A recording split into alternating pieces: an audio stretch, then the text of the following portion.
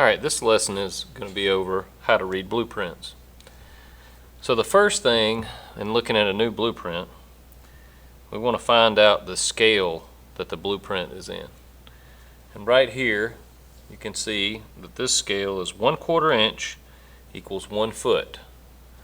And what that means is if I take my scale here, so you're looking from 1/4 inch equals 1 foot. So for every 1/4 inch that I'm on this scale, that means I'm going 1 foot on in actual from the floor plan to the actual size of the building.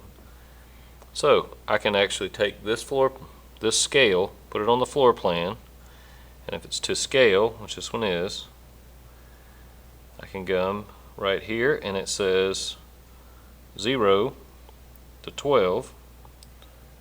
So I know that this length of this wall right here would be 12 feet. This wall here, we're actually 12.5 feet. Be that size.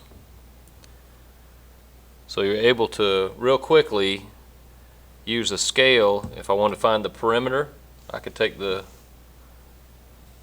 this scale, measure every wall all the way around, add it all up just like we know we would do to find the perimeter, and just keep going. I would add up all these dimensions and this would give me the outside perimeter.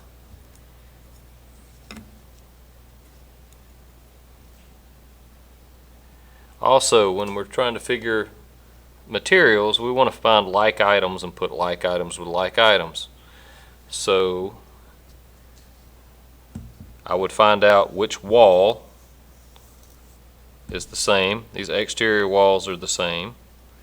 We've got another detail here, which is an interior wall. So obviously this wall is a little different than these outside walls. We have a knee wall running across right here, which is in this little bay window. So I see 28-inch high knee wall, so that would be on its own. But we'll go through and take off every item that's the same, so I can get a complete linear footage. Linear footage, all that means is I'm measuring something in a line. So that's as quickly as if I take my tape measure and I pull it one way, I'm measuring the length of a wall. That would be linear footage. Areas, materials we would take off in linear foot would be like base molding, which is along the floor on the wall, crown molding, any kind of stuff that would go around the perimeter of a wall of a room. Those would be in linear footage. Things that we would take off in square footage would be if I'm trying to figure out how much sheetrock I would drywall I would want to put on the wall, or how much flooring. So if I'm figuring this area here, if say this is hardwood flooring in this great room, I would need to know the square foot of the great room. So I would take, looking on my 1/4 inch scale, I would look back and I'm right at 13.5 feet times 20.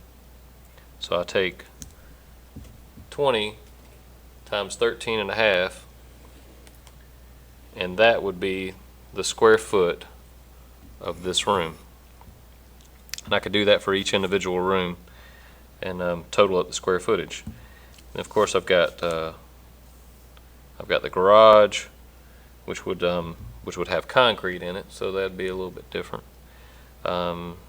So I could go through each room, figure the amount of wall space, the floor space, and the ceiling space.